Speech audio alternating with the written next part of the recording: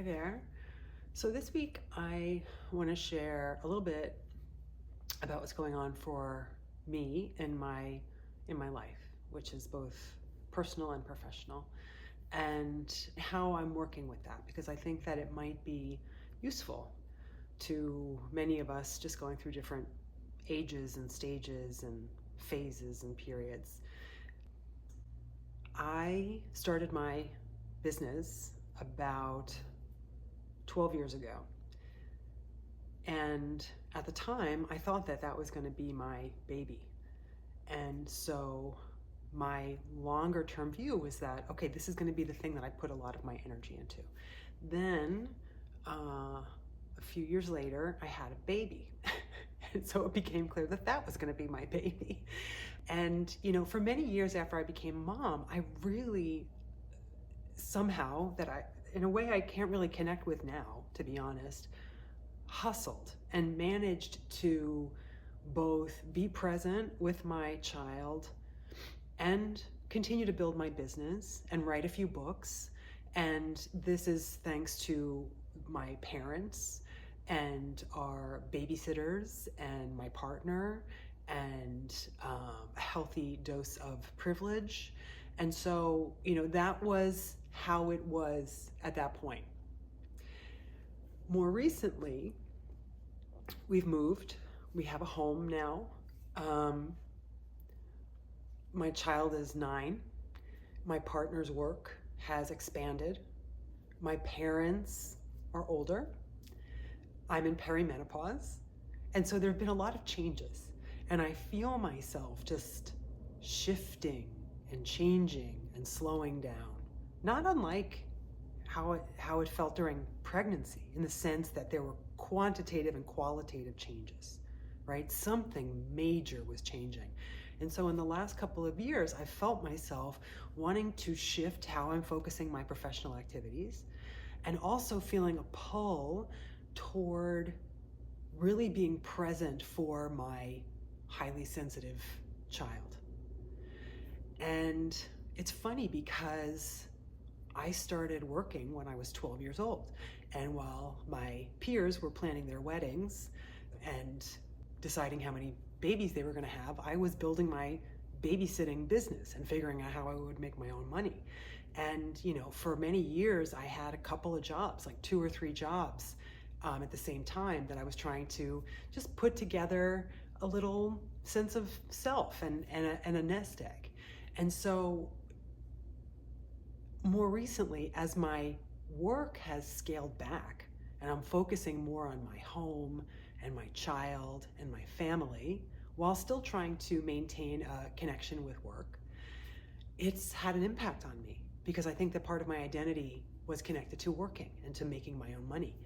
And so as I'm going through this change, I'm finding my ego a little wounded at times, and yet still feeling this pull to do what I believe is important, albeit completely unpaid work. And so one of the things that I've been hearing from that, maybe you call it my inner teacher, is this is how it is right now. This is how it is right now. My kid's 9. By the time he's 12, 15, 18, 21, his needs are going to change. His needs for his mom are going to change. His sense of autonomy is going to continue to grow. My partner's work will go through change. My parents' needs will change. Just even taking care of a home will change.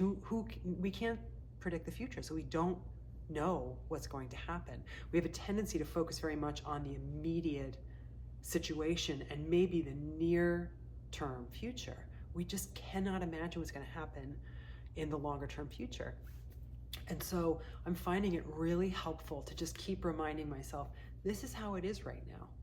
This is a choice you've made based on a visceral pull and some cognitive support. And it won't always be like this. And I was thinking how useful this is and how how we can practice this in many different ways to remind ourselves this is how it is right now. Because when I'm teaching meditation, often I'll invite people to notice the speed, the texture, the environment of their thoughts, of their minds, and to just try to be with it as it is, and maybe even say to themselves, this is how it is right now, right? Because what you end up doing when you can practice with however you happen to be when you sit on the cushion is you end up creating familiarity with yourself in all these different phases. You also have this very direct experience of impermanence and how everything sort of moves through that predictable life cycle. So perhaps when you are experiencing some aspects of your life, it can feel really uncomfortable, and it can cause you to plan for the future or vow to do something different when this period is over, or to just really wish that you could get through this and move on with your life.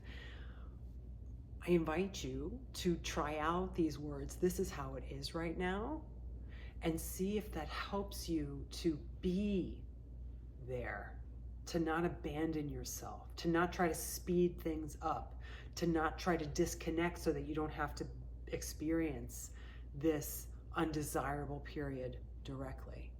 Because when you build the skill of staying and of not abandoning yourself and of continuing to develop that familiar friendliness and tenderness for yourself in all the stages and ages and phases that you move through, the tendency is to feel like you're deeper and deeper in your life.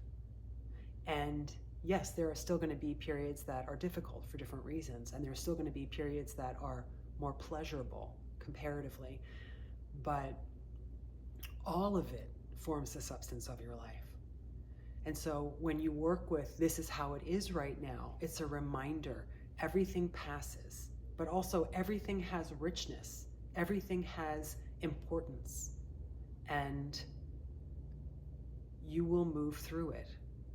And one of the best ways to do it is to just keep showing up.